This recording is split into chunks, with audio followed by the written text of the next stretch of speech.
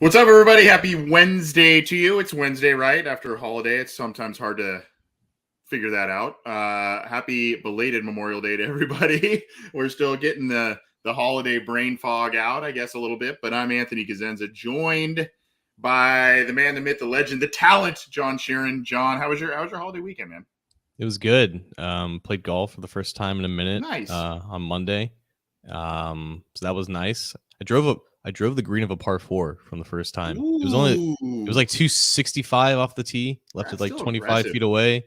Little 2-putt birdie. That never hurts. But yeah, it was nice. Yeah. Nice to get back on the links on a beautiful Memorial Day, and yeah, it's been a decent week so far. Well, we got to get you. We got to get you out there with Brady and Mahomes and all the guys playing in that little championship thing. And I don't want to embarrass. I don't want to embarrass them. Like I'll definitely beat those guys easily. Is it in Vegas? Is that where I think it's played at the Wynn course or something? Isn't it? I don't know, but that sounds about right. Yeah. Well, I know you would put them to shame, Mister Birdie a par 4, hit the green on one. I like it. Well, this is the Orange and Black Insider Bengals podcast. We don't normally talk about golf, but we talk about the Cincinnati Bengals, the NFL, and all kinds of different things. It is a little bit of a slower time in the NFL calendar and the Bengals calendar, if you will, but that doesn't mean we don't have stuff to talk about, and that doesn't mean that there aren't some interesting topics to touch on. We're gonna have a little fun tonight. We're gonna take a little bit of a trip down memory lane of sorts in a couple of different ways, with both a remember when, and we're gonna look back. We haven't really done this. We've talked about some top moments and different things sort of here and there, but we haven't really said, hey, what were our favorite games by the Bengals in this special season? So we're gonna kind of talk about that, maybe do a top 3, top 5, something like that. And we're gonna continue our behind the scenes Bengals series that we've started, kind of talking about some under the radar guys that could have more prominent roles than expected. And then, of course, we're going to give you a little OTA update as well. But if you're new here, welcome to the live recording. We do this live. We like to have fun and play a little jazz when we take the air and improvise, but also we have a plan of sorts as well. So we do that. But if you're joining us either on the Cincy Jungle Facebook page, our YouTube channel, you can click on the icon at the bottom of your screen there if you are watching it there to subscribe, and the bell to be notified when we are going live, when new content's available, all that kind of stuff. We've got a new series we're going to be dropping on the YouTube channel, maybe doing the audio as well, but so you'll want to stay tuned for that. And then, of course, as I mentioned on the audio side, iTunes, Stitcher, Spotify, Google Podcasts, iHeartRadio, we are on all of them. So subscribe to the Cincy Jungle podcast channel. We're going to keep cruising and giving you content throughout the off season, throughout the slower parts of this season, but we are getting pretty close, believe it or not, to training camp and all kinds of things now that the calendar has officially turned to June. Let's do a quick rundown. It's been a little bit of a quiet first half of the week on the OTA front, John. What are some of the news and notes? I went through a bunch yesterday with Josh Isles, who runs the Houday Nation Facebook page. 160,000 folks liking that page. It's incredible there. And we had a fun chat with Josh. I know it's nuts, man. We had a fun chat yesterday, but what should we be knowing or what should be at the top of the mind here based on OTAs and some stuff going on this week? A little bit quiet on the front, though. Yeah, I think we just have to remember what the priorities are right now. Just stay healthy. If you're participating, that's great. If not, hopefully you can participate by the end of July. It seems as if there's no real updates on some of the injuries that these guys are dealing with. Joseph Asai was seen doing some agility work, I think, for the first time, at least on camera, when media was allowed to watch on Tuesday. Well, that's really important for coming off a knee injury. We know he can run in a straight line, but how well can you change direction? How well can you actually use the flexibility in that knee that you just got cleaned up? So there's progress there. Alex Kappa, I believe, was seen at practice in New Jersey, but not working. So he's still, I think, rehabbing or healing up from that core muscle injury. I think as far as attendance goes in OTAs, Jesse Bates obviously still was not present. Trey Hendrickson is still, I think, with family at the moment, so he's not there either. Again, Hendrickson doesn't have any financial incentive to show up to some of these workouts right now, so there's no real worry there. I think Von Bell was also not present, but that was because apparently he couldn't fly in to Cincinnati in time, I think, according to Zach Taylor. So by and large, still, plenty of presence at OTAs. But other than that, we saw, I think, Tyler Boyd and T. Higgins and Jamar Chase, go downfield against air and catch some balls from Joe Burrow. And I think Joe Burrow is seen like sprinting with that one of Yeah. those like Yeah. those Played that catapult video vests on yesterday. Yeah. or Yeah. something. So other than that, it was May 31st, and now it's June 1st, and these Bengals are still practicing. That's really all there is to say. Yeah. And, it seems, especially on the Burrow front, seems that things are far, I don't know if far advanced is the right phrase specifically, but they are ahead of where they were last year in terms of, he's not rehabbing an injury, at least not a devastating one that he had in 2020 as a rookie. So he's doing more on field work. You're getting more guys back doing some different things. As you mentioned, it is kind of Joseph Osai hype season. He is kind of on the side field doing some things. We've shown and talked about that a little bit, but he's looking pretty good. He had another side procedure. We talked about that, but I mean, he's looking pretty good. And I think a lot of people are banking on him having an impact. And that's especially so given the fact that the Bengals didn't really go, high priority at edge this year in free agency or the draft. I mean, they did that last year in Hendrickson and whatnot, but I mean, they have hopes for him, and as well as Hubert and all the other guys that they've amassed over the last couple of years. So he's kind of been a talking point. And then of course, just kind of a thing that, I mean, I guess you realize it now that it comes as a conversation point, but I didn't really think about it until it was brought up. And that is Tyler Boyd kind of closing in on some, Bengals receiving marks, career milestones, et cetera, et cetera. Quietly a guy who now is the, wide receiver 3 on this team, albeit a very, very good one. He is now, a guy that's going to get up there in terms of career numbers with some big receiving names on the Cincinnati Bengals. Yeah, I'm just looking at like the leaderboard right now. He's 11th in total receiving yards, and he's only 30 behind Bob Trumpy at 10th and Tim McGee, friend of the show, at 9th.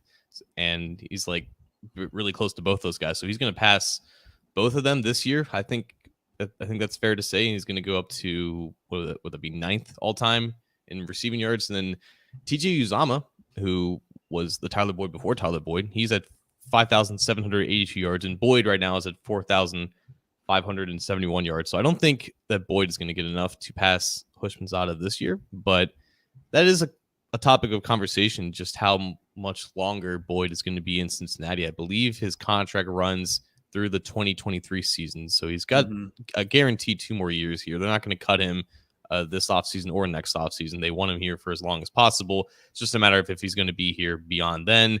He'll be like 27, 28, maybe 29 years old, entering a third contract. That's a territory that is a little bit questionable when predicting the Bengals. But yeah, it definitely going to enter the top 10 in receiving yards.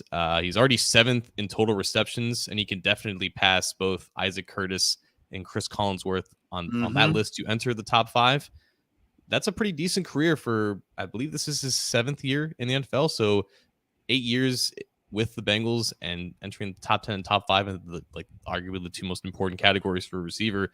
He's been productive basically every year except maybe one, like 2017 when he didn't really play that much. That's and then of course also being kind of the number 2, number 3 on the team for the large part of his career, right? I mean, he was there was AJ Green here. You now got T Higgins and Jamar Chase now. So even being down the pecking order, so to speak, he still is a guy that is very productive, statistically productive. And you can see, as you mentioned, I'm just kind of showing off the Pro Football Reference on the Bengals career receiving note. You also see here catch percentage. I mean, Giovanni Bernard's is very high, but he's a running back.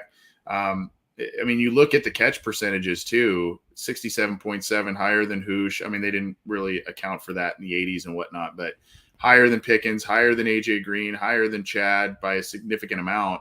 Not only noting his reliability in his hands, but, also playing into a little bit of him working more of the short and intermediate areas of the field for the most part.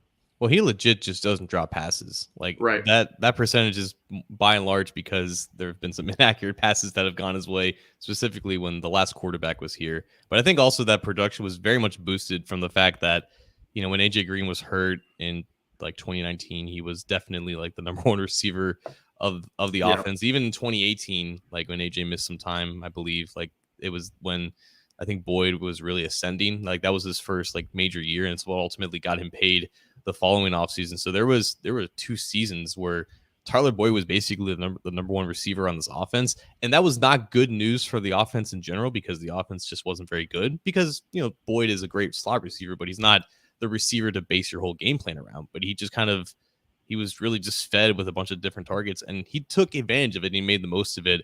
Unfortunately, the offense just wasn't as dynamic as it could have been because there just wasn't enough speed around him. But now we're seeing him where he belongs as that complementary piece, and he's still been really efficient and productive, like you said. Like there's not a catchable ball that comes his way that he doesn't ultimately, fall in.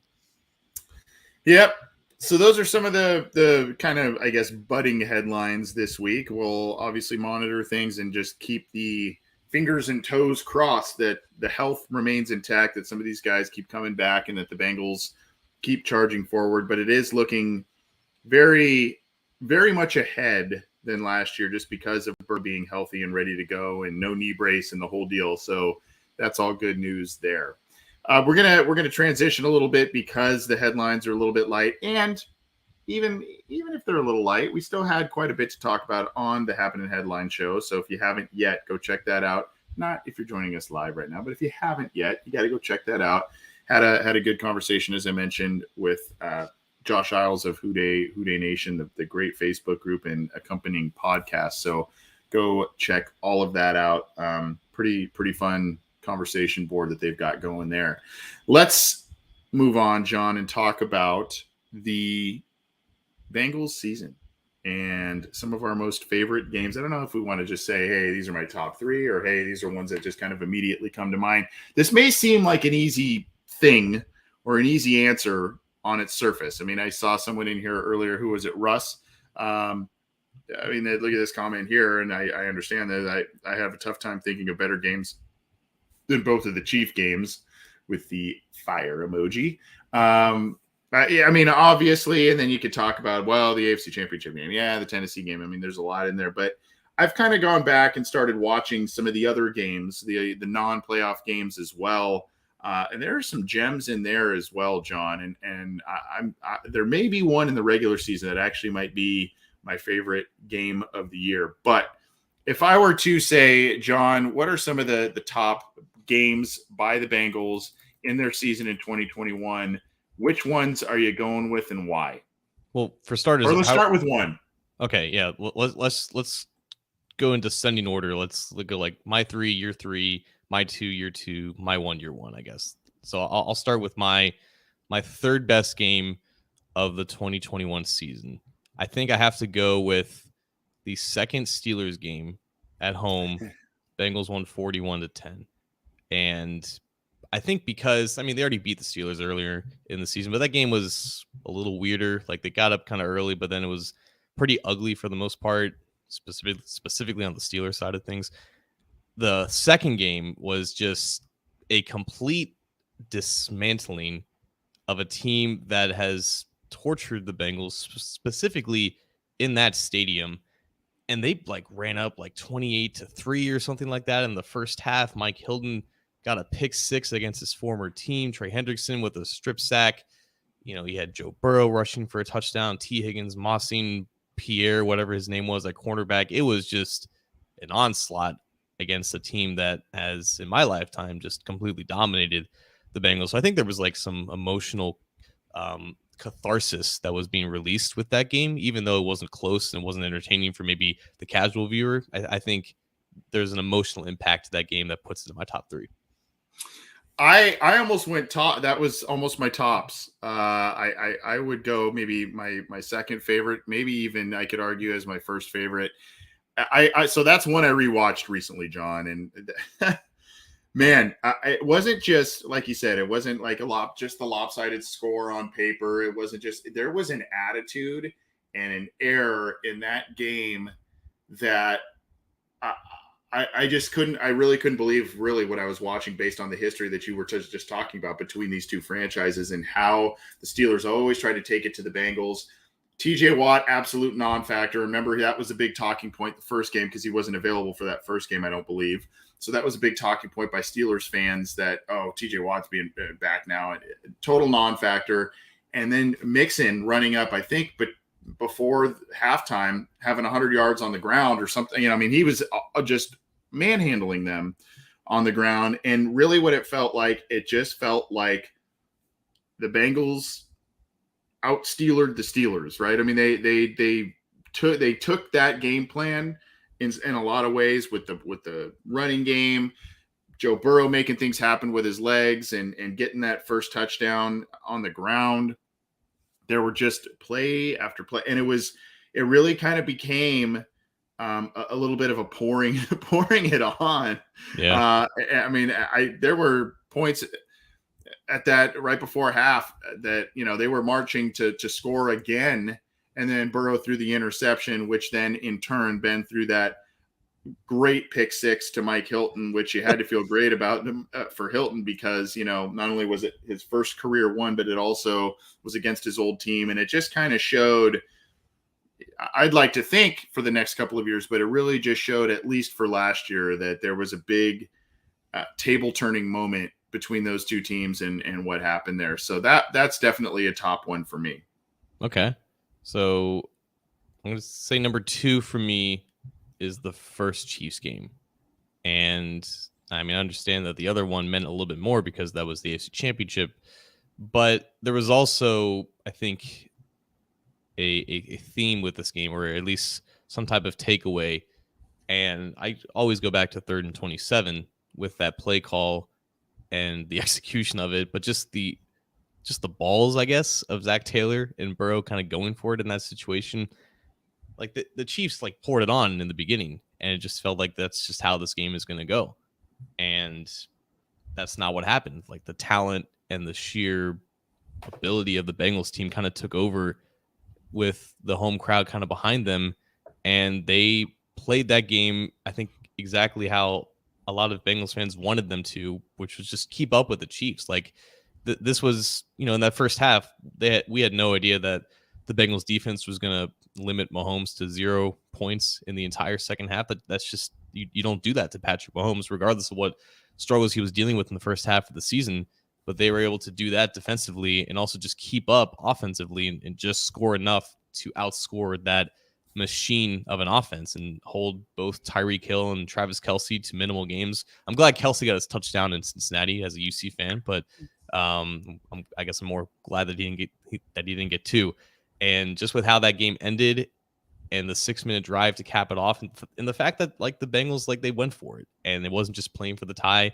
They recognized the gravity of that situation. That's Patrick Mahomes. You can't give him time with the ball back, or else it's going to happen to what happened with the Bills in the playoffs. And they recognized that, and they took advantage of it, and they won the division because of it. Yeah, and there's a lot to like in that one where, you know, I mean, obviously that's one of, it's hard, it's really hard to just kind of pick and choose on these, but that is definitely one of the top games for me as well. I mean, it showed an arrival. It showed, you know, potentially a foreshadowing of a postseason contest between these two quarterbacks and these two teams, maybe in the years ahead. You know, maybe a little bit of even though they're not in the same division, maybe a little bit of a budding rivalry there because of what transpired in those two games this year. So I'm with you on that. And it just really, you know, that was one for me where, yeah, I mean, of course that was a great game. I looked to the week prior though. And that one is the Ravens Bengals 41-21. And again, it was so satisfying. Now the Bengals have had higher amounts of success traditionally against the Ravens, at least recently, and in the Marvin Lewis era and whatnot, than they have against the Steelers. But this one was just satisfying. You had Burrow going over 500. You had that just, you know, total slap in the face moment at the end where he threw that dime to Mixon, who dove and caught this awesome ball to get over 500. And, you know, just really, you could see how much how much fun the Bengals were having and how much not fun the Ravens were having in that one. And again, it just kind of showed it teed up that game you just talked about, that Chiefs game. It teed that one up to be such a big moment for this team in this franchise. But this one, just again, anytime you can do that to your rival And here's the thing with me, John, and I know that injuries pile up as the year goes on, obviously, and rosters can look different at one point in the season as opposed to another. But I think it's a lot harder, particularly in the AFC North. If you get a win early against a team and you play them at the end of the year when the Steelers traditionally play their best football, when the Baltimore Ravens traditionally play their best football, and you take it to both of those teams by multiple possessions, that's a statement. And so that one was incredibly satisfying. I know they had who was it, Josh Johnson, I think, starting in that game, and Yeah. so I mean, I know they were decimated as well, but I mean, Ravens made it a little bit of a game early, but Bengals ran away with it, and they, you know, it was just a really really fun game to watch. It was a real, I mean, Burrow had already arrived, but it was a real coming out party for him in that game, just based on the statistics. And so that one right there, I think, was also probably, you could interchange that one or the Steelers game as number 2 or number 3 for me. And you can just you can identify like the difference in how people view the Bengals and the Ravens with that one, because at that time last year the Ravens destroyed the Bengals like 38-3 at the end of 2020. The Bengals had basically no one healthy for that game. They were playing a complete skeleton crew on defense. I don't think even Bengals fans can tell you that's starting 11 on defense. I couldn't even tell you that starting 11, but the Ravens just destroyed them on the ground, and no one thought anything of it because the Ravens were a great team, a great franchise with a history of consistent success, and the Bengals still had the stigma of being this mediocre joke. The Bengals do the same thing to the Ravens, and if I can do my joke impression, everyone loses their minds. You know, it's like the roles were reversed, and somehow the narrative changed, but the Bengals didn't get like any sort of like credit or benefit from it. They were just viewed as like, oh, you just beat up on a bad Ravens team, and the narrative kind of flipped, and it didn't maintain the same. So I think the Bengals kind of knew that that's what they had to do to eventually garner the level of respect that the Ravens do. And obviously they, could use a Super Bowl win or two to get on that level. But I think it was the first step in really establishing that sense of respect. So I definitely understand that placement in the top 3. For me, though, the number 1 game, it wasn't just any playoff game. It was the first playoff win that this franchise I had was wondering if you're going to go there. Yeah. in 30 years. And I was there to witness it. I was there for both 2005 and 2009. I can't really tell you which one was honestly worse because both were just really ugly. But to be able to be invited by a friend that I just met online like 6 months prior, Ron Spatola, to be there with him and his friends and his significant other, to witness it in person. I know that it wasn't the cleanest game. I know that the Bengals probably should have won by a little bit more. There was controversy with a no call or a phantom whistle with one of the touchdowns, even though it was a technically clean play.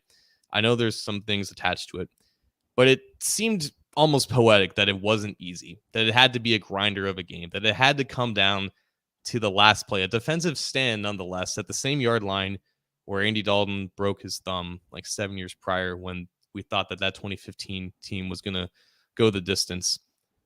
I think it helps, boost that legacy, that the fact that it was such a tough game and a close game and kind of an ugly game in some ways, and the fact that it went all the way to 60 minutes to decide a winner, and 65,000 fans in that stadium got to just release every emotion possible in those final 30 seconds when they knew that the Bengals are going to win.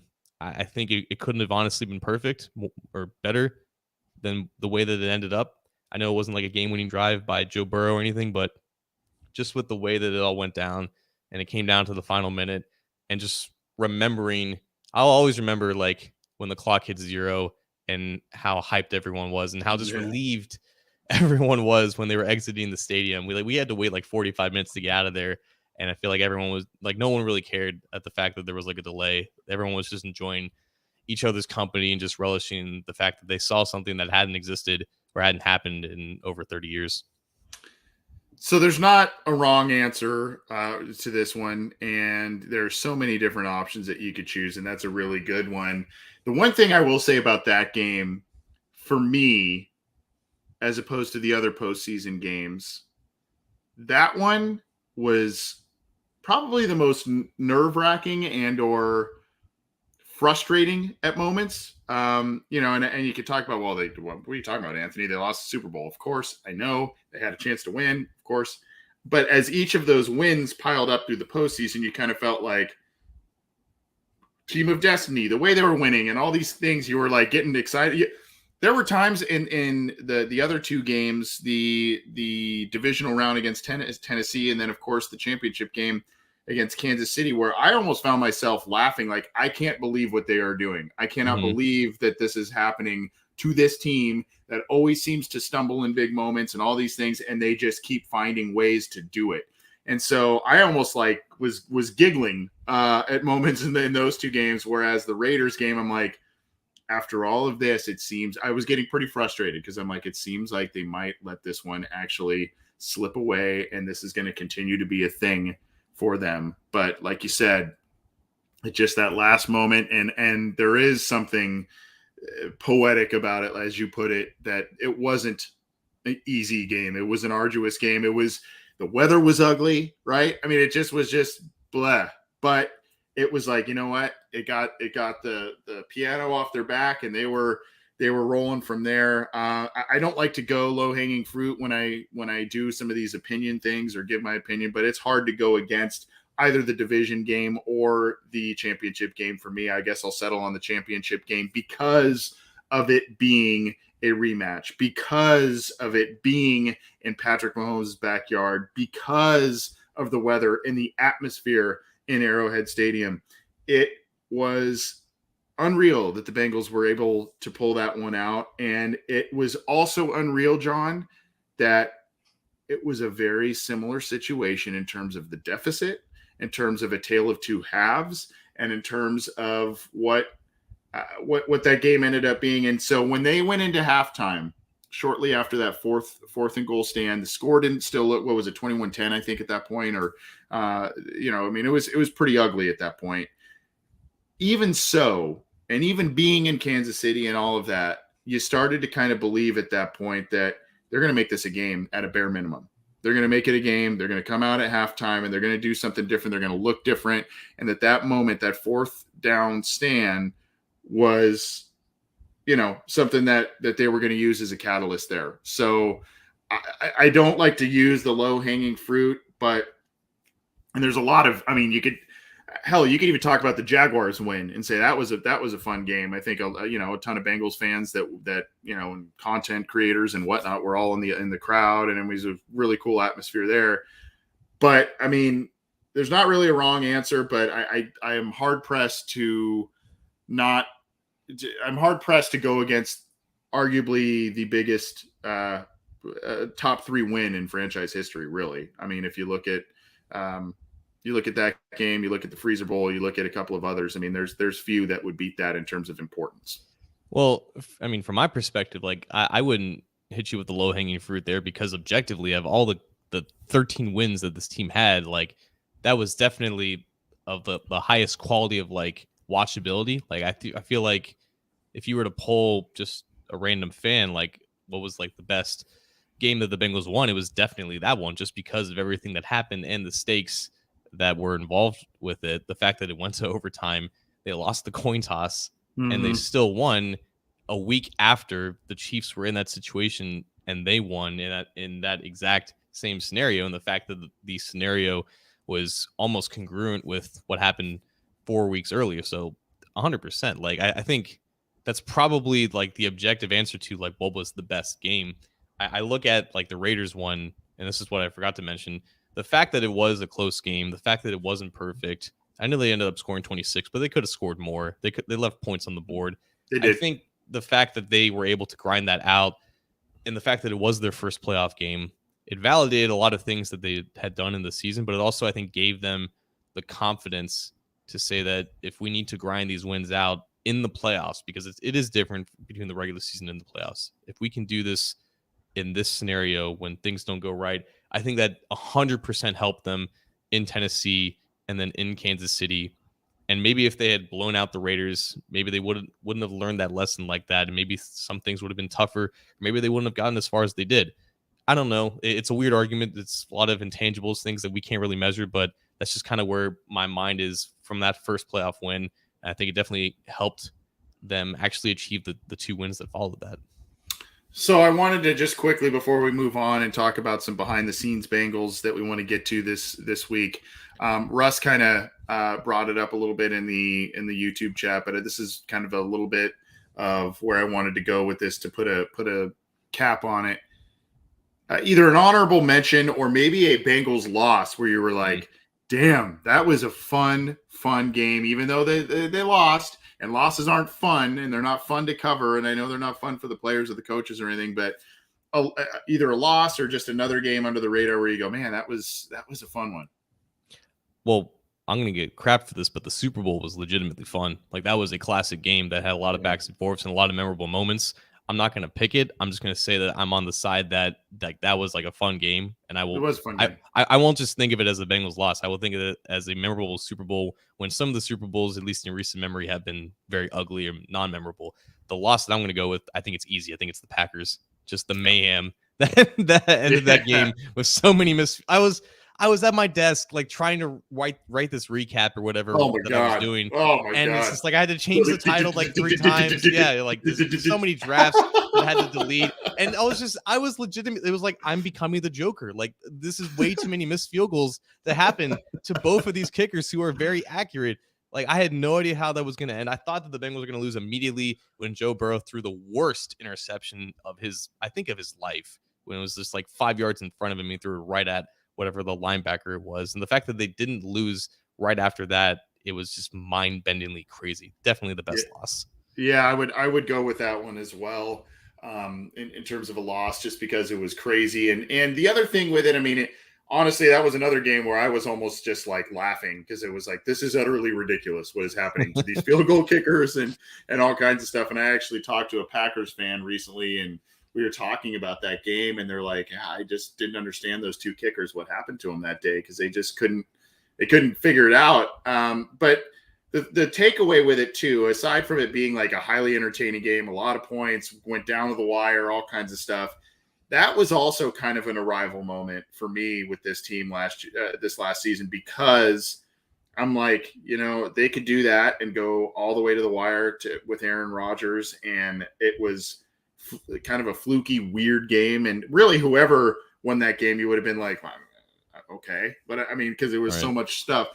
But to me, it was like, this young team, there were some questions after the Bears loss and all kinds of different things. So yeah, that was a game for me that I felt that was a big moment for him. And then the first Raiders game too. Coming out of that bye, it was ugly for a little while, then they really pulled away, and that was a game they really had to have, John, if they were going to be taken serious, if they were going to be a team that was going to make the postseason and do some things. And so, that wasn't pretty, but they got it done, and they weren't playing great football to that point. I think there were a couple of games going into that bye. I think the Jets game was right around there, and other things where you're going, oh, who is this team? And so they came out, and it was a tight game there. And then, I mean, the Raiders were a good team. They made the postseason. So, to go into Las Vegas and play that way out of a bye and end up pulling away like that at the end, I thought that was impressive as well. But those are some of our favorite games. Again, there are so many that we could talk about. It was a really, really fun and special season. We're probably long overdue on talking about these games a little bit more in depth throughout the whole schedule. We obviously went in depth on them game by game as they happened, but not so much looking in the rearview mirror. But, I've been finding myself going, on the Game Pass and whatnot, and kind of catching parts of games here and there before bed or something like that, watching a little bit of that. So came to mind as something to talk about. We're going to roll on here. We're going to get to a couple of players behind the scenes Bengals. And if you are new here, we used to do kind of either player profiles or potential breakout players or whatever as training camp nears. We kind of did a little bit of a different spin on it. It's not so much, this person's going to break out and do a big thing for the Bengals. That's kind of part of it, but it's also maybe someone that we're just not really readily thinking about, and they will play a more prominent role maybe than we think, or maybe they'll step up and be a higher role player than, instead of a fringe roster guy or what have you. So who do you have as a behind the scenes Bengals player this week, John? Yeah, I think This is weird because what happened in the offseason around this guy, it might very well impact how much he actually sees the field. But I think his path to Cincinnati and his immediate impact that he provided their defense, I think it makes a good statement of what his value is, and the fact that they retained him in the offseason indicates that like he found a home here and they want to continue utilizing him, and that's Trey Flowers. And it immediately, I think about the way that we're talking about this defense and how you have 11 guys on the field and really like 7 of them can play multiple positions, and it's always adaptable to whatever the defense is doing. The ability to wear multiple hats, play multiple roles, and kind of be a positionless asset. I think Flowers is one of the first guys on this defense to really embrace that and to really be an asset with his versatility, and not just have versatility on his resume as like a buzzword. There's legitimate positional versatility with Trey Flowers, and that's something that Seattle couldn't really get out of him. He was just this boundary cornerback because he was like 6'3", 215, 220, and he couldn't really stay on the field. There wasn't a lot of consistency with this technique. So the Seahawks waived him in the middle of the 2021 season. Lou Anarumo sees this behemoth of a defensive back.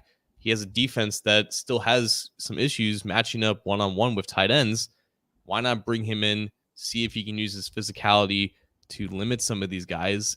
And it wasn't always pretty, but he definitely got the job done better than, I don't know, anyone on this Bengals defense in the last 15 years.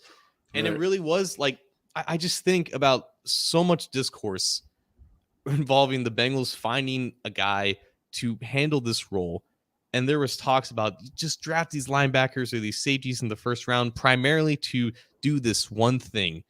And then the answer ended up being a former like 5th round pick claimed on waivers in the middle of October, who's now making about $1.5 million per year.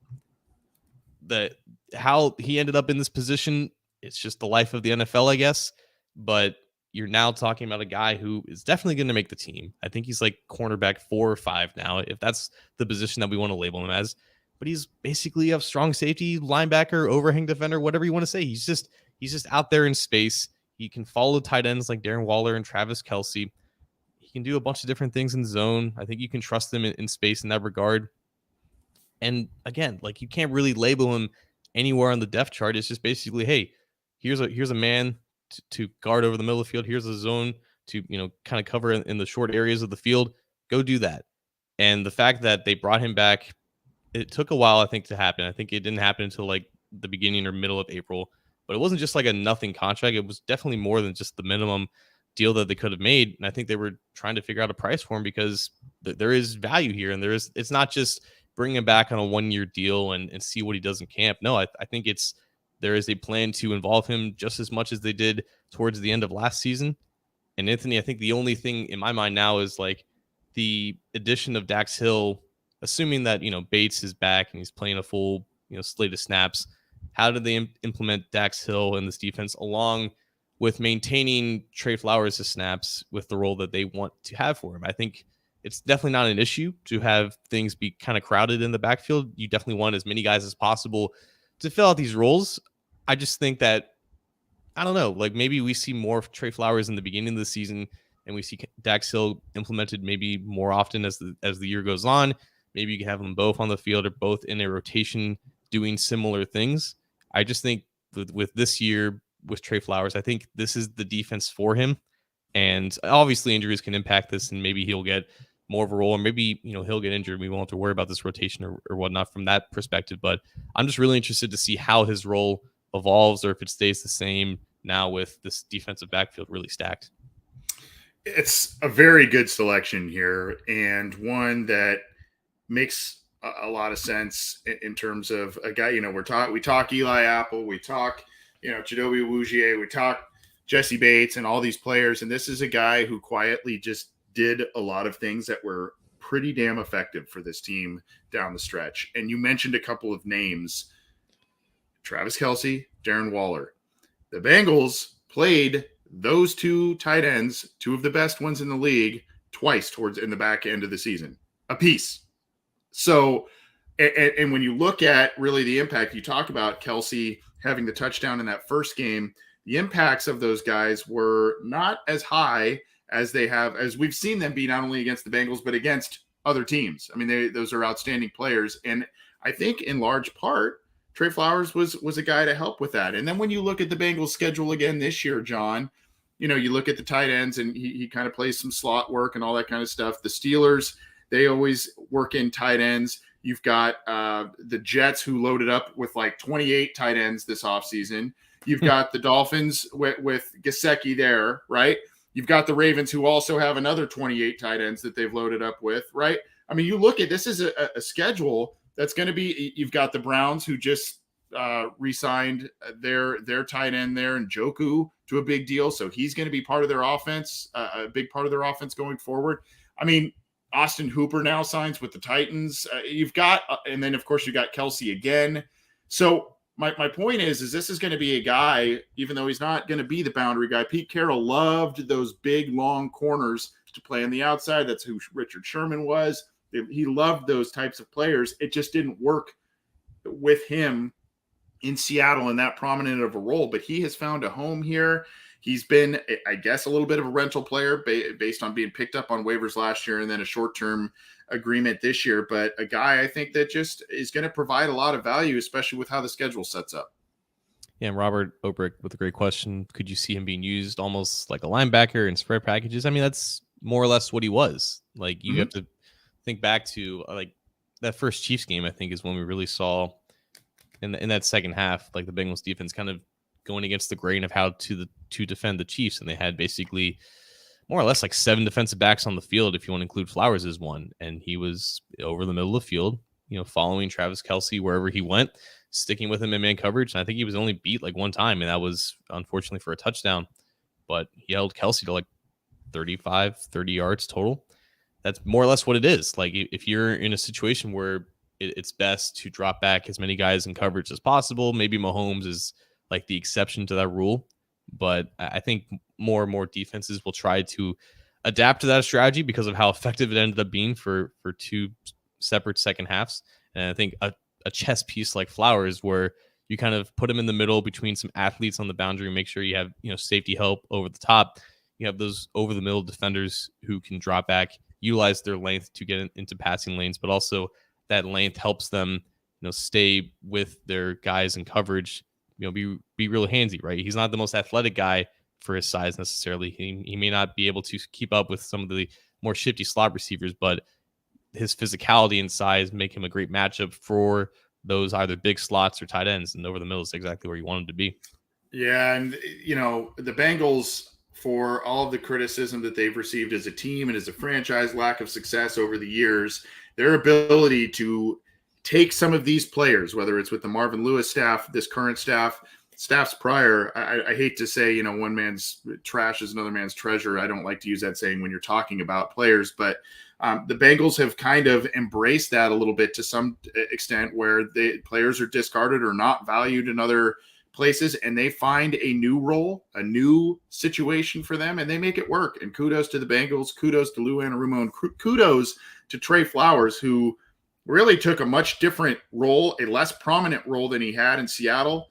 And I remember when the Bengals picked him up last year off waivers, there was a contingent of Seahawks fans saying, good luck with that. Well, he ended up being a really solid piece and a solid player, and Anarumo had a plan for him, and it worked well. I'm going to transition and we can keep this one kind of quick so we can keep the show time-wise manageable. The one I want to talk about a little bit is Josh Tupou. And I put some names down on these sheets, and for some reason I never end up using these names. I like transition off of someone else in our pre-show notes. So Tupou was a guy, as we kind of were talking, and as we were talking about this segment, is just a guy that I kind of feel like what's in store for him this year, because now you don't have Ogunjobi, and who knows if he's going to be part of the plan coming back there. You got Zachary Carter back in the mix. Shelvin is there, but Shelvin is a guy that's been, kind of, he did not get a lot of snaps last year, and he's kind of the big boy mold like Tupou. And then when you look at, again, especially with what the Ravens have tried to do and remold their offense into a little bit more, I don't know if you want to call it ground and pound, but definitely more controlled passing to the tight ends, utilize the run game. There are now rumors about Najee Harris being up in weight a little bit, I guess in good weight, put on a little pounds of whatever you want to call it there. We know that the AFC North is tough, physical, and you need to have big bodies. Tupou was a guy, I think he had, if you look at his stats last year, 12 total tackles, 13 total tackles, but he still is a valuable guy on that defensive line. And when the Bengals are going to need to utilize rotations, they're going to need to keep guys fresh. DJ Reader got a ton of snaps as the year wore on. The edge players got a lot of snaps as the year wore on because there just wasn't the depth. I think a guy like Tupou is going to be a guy that we need to start thinking about, and really, I think he's going to deserve some praise as the year goes on for the work he does here, and he just keeps, coming back on these short-term deals and, plays well when called upon for the most part. Yeah, I think I would look to his contract again, and I think the fact that they brought him back on a 2-year deal, I think that says a lot about what they think about him and maybe what they also think about Tyler Shelvin. I think there's an expectation that Shelvin plays more and he kind of steps up to the role when called upon. But I think to me that signifies that they just don't trust Shelvin yet. Whereas Tupou, for the last how many years, he's slowly kind of grown into the role that he has, and he's continued to just be a solid player with the snaps that he's given and a 2-year commitment to him. I mean, they don't have a ton of bodies at defensive tackle. So it's like, he's basically that third guy right now, like behind BJ Hill and DJ Reader. And Tupou, for being as like big as he is, like I think he came into the NFL like 350. He might not be as at that weight now, but he's played practically every. He's a big dude. He's a big dude. Practically every interior spot, from heads up on the nose to even 5 technique. Like when they were starting to roll out some of those odd fronts with Lou and Arumo, like he was that first option over the tackle, and he managed to be a solid run defender there. But I think they want him, obviously closer to the center to utilize that size. But I think there's just a lot of trust with him. And until Shelvin shows that he's ready for more snaps, they have this guy under contract for 2 years. They need the depth of defensive tackle. He can play multiple positions pretty well. And yeah, he's here to stay.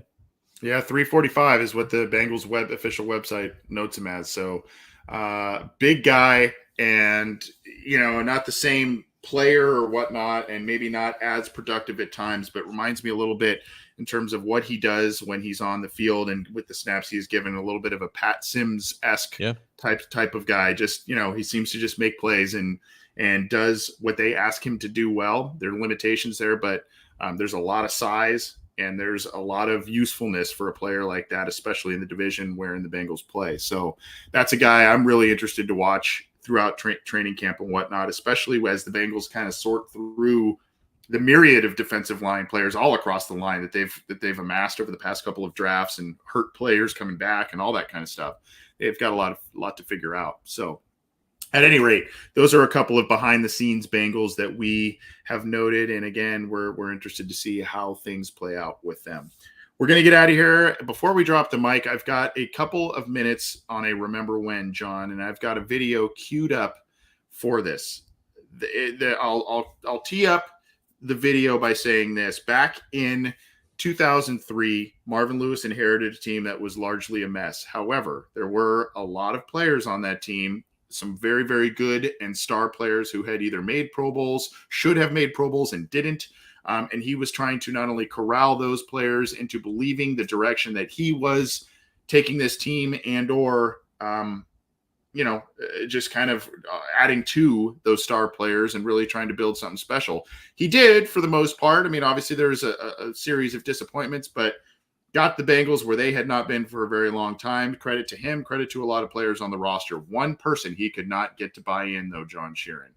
One person was Takeo Spikes. And Takeo Spikes was not having another coach. He was not sticking around for the Bengals after his rookie contract was done. He was going to go to free agency and go from there. What I've got is a video. John and I spoke to Takeo Spikes almost 2 years ago to the day here. I think it was at the end of July, so not to the day, but close to 2 years ago at the time.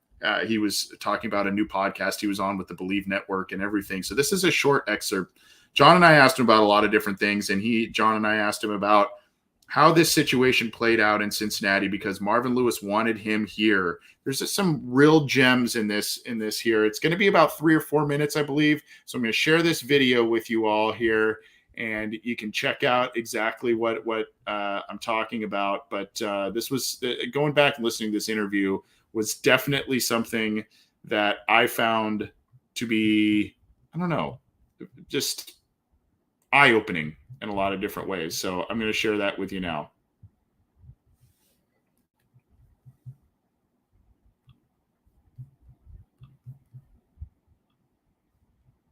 Your contract was up with the Bengals.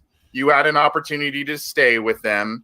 They were in a state of transition. They brought in Marvin Lewis, a defensive-minded coach, a guy who won a Super Bowl, and it was a big decision for you to make in terms of you being an impending free agent. Do you stay in Cincinnati and try and be a part of what Marvin Lewis was trying to build, or do you say, no, thanks, I'm going to go to greener grass, I guess?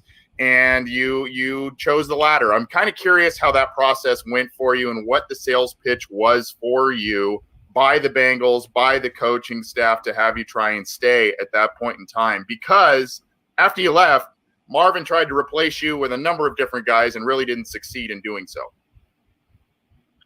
Well, the process was, I was frustrated.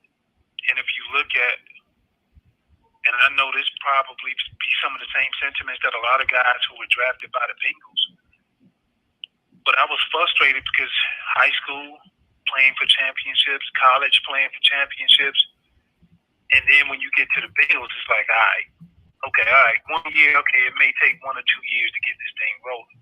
But when you see the leadership is really not in place, or if you see the leadership is in place, but you can tell certain coaches' hands are tied, it's like, what are we doing? What are we here for?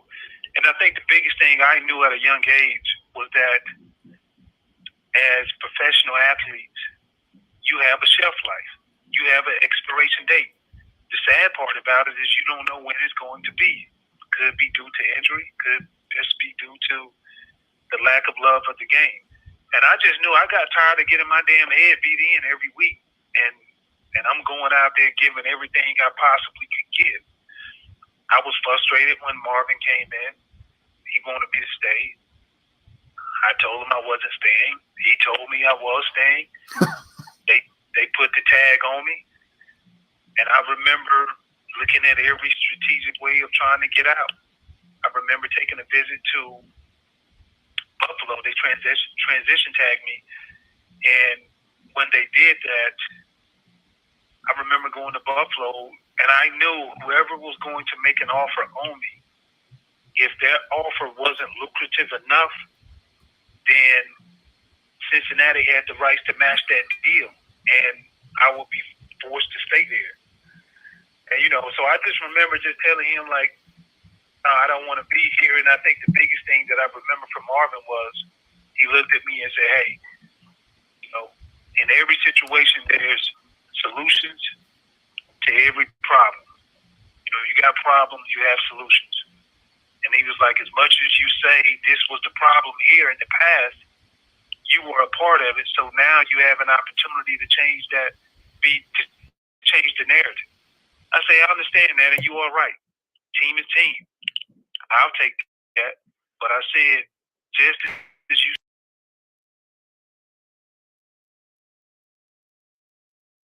stated that there are problems, I understand there are solutions. So I'm going to take my solutions and be a solution to somebody else. And I remember calling Marvin when we signed that tender deal when we signed the deal with Buffalo. And I was like, I would appreciate it if you don't match it.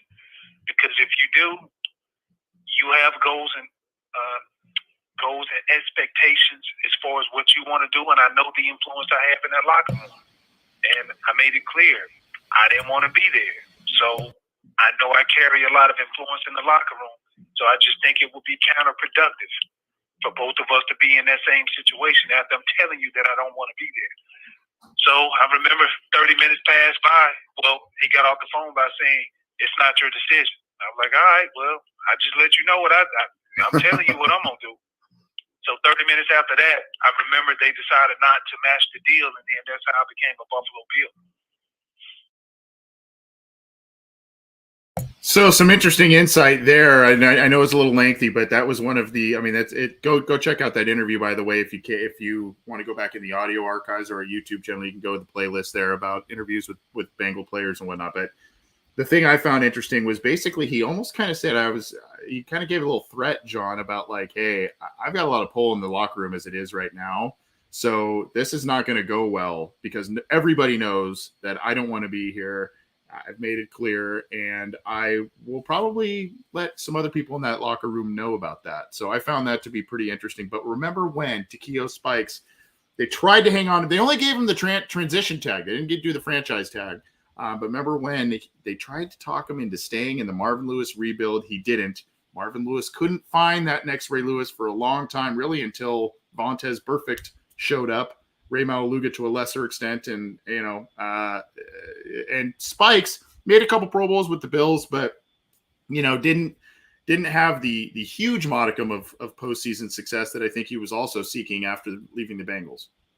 Yeah, you can't force someone to be someplace that they don't want to be, and that's just ultimately what it is. Like I feel like it kind of reminded me of like someone, like an employee putting in like a PTO for like request, like, hey, I'm not going to be here, and the boss is like, we kind of need you here. Like, no, this is not a request. I'm telling you, I'm not going to be here. That's not my plans. Unfortunately, I feel like for most employees, they don't get like, well, like in the office, I got a lot of pull around there. You don't want me Right. is telling that. Right. Like, these guys have power. These guys have leverage. And I think for Marvin, it was probably tough because he was the brand new head coach, and there was an obvious stigma with the Bengals, and Spikes literally lived through it. He was a living testament of what it did to some of those players and what the perception was. And there's just no point in keeping him around if he didn't want to be here. And they ultimately made the right decision. And it's why the franchise tag really does suck. I think people are going to maybe equate this to what Jesse Bates is going through, but I don't think it's necessarily the same situation. That just seemed like Takeo Spikes himself personally just didn't want to be in Cincinnati, regardless of the financials. And sometimes that just happens. The partnership ends, and like the two sides just have to move on. Yeah, and as much as he got, you saw the little clip at the end there. He had some good plays against the Bengals and whatnot, and he kind of took it back to them, so to speak, and he got the Pro Bowls with the Bills, and then he ended up being on some successful teams at the 49ers towards the end of his career. Had a very long career beyond the Bengals. I think he played another 10 years or so beyond the Bengals. Still never got a Lombardi, or was with teams that had a huge amount of success, and it I think also for the Bengals, while they really wanted him here, I think Marvin Lewis also said this could be, by keeping him, this could also almost be worse than losing him in terms of having that pall hang over the locker room and all kinds of things. So that was it. I just was thinking about that. Go check out that interview we had with Takeo Spikes a couple of years ago. It was a lot of fun talking with him, fun chat. Can't believe it's been almost 2 years. But remember when Takeo Spikes, the Bengals tried to get him to stay, and he wouldn't stay for the Marvin Lewis rebuild. And that's also my mic drop as well. Well, for my mic drop, I know this is the Bengals show, and I don't mean to get like too off topic, but I feel like this is an issue that I think a lot of people care about, and I just wanted to address it. The taunting rule, the taunting penalties. It's gotten way, way out of control. Like these refs and their ways of just releasing these flags onto players, and these players getting unfairly penalized. It's just happening way too much. We saw it all last season. It shouldn't be happening this much. And I know there's a lot of people that are going around with solutions, and they're trying to make it like maybe it's a league office issue. Like maybe, if we just put in the right people into the league office, maybe we can, kind of diminish or, minimize some of these taunting flags and the frequency of which the flags are thrown at these players, right? Maybe it's something to do with that. But honestly, the more I think about it, what if we just give the players flags to throw back at the refs? Now I know that the players, they signed up to play the game of football. Like their job is not to defend themselves with other flags and to throw the flags back at the refs. But maybe if we give the players flags and that now the refs know that the players are armed with penalty flags, maybe that would, I don't know. I guess, I don't know. Like, does that make sense to anyone else? Like, if we arm the players with flags, maybe the refs won't throw the flags to the players for things that shouldn't be penalized, right? Like, these players don't deserve to be penalized. Like, they're the free reign of which these refs can get these flags and throw these flags for these penalties. It's insane. It's like this doesn't happen with any other sport in the world, but it's happening to this sport that we all know and love. And it's just, it really just does keep me up at night at how often these players are flagged for things that are just completely unnecessary. I don't know, man. Maybe arming the players with flags is the right decision. It just keeps me up at night. I'm wondering if there's a parallel to another topic of what you're talking about. I know the taunting rule was because getting rid of the flags, no, of course not. Like the refs have a right to these flags. It's part of the game. It's always been part of the game, right? We can't get rid of these flags. Of course not. So maybe more flags is the answer. Yeah. Yeah. I'm feeling you. I'm feeling you on what you're dropping on the mic drop there, John. And I know people can read between the lines, or hopefully they will read between the lines of what you are dropping there. And it's well said. Penalties suck, man. That's all I meant to say. Yeah, that is true. That is very true. As we said at the top of the show, hopefully you have subscribed to it, whether it's on the YouTube channel, whether it's giving a thumbs up to the Cincy Jungle Facebook page, or through one of the audio channels, the Cincy Jungle podcast channel, through one of your audio platforms there. So hopefully you give us a subscribe and leave us a review. We appreciate all the support and everything.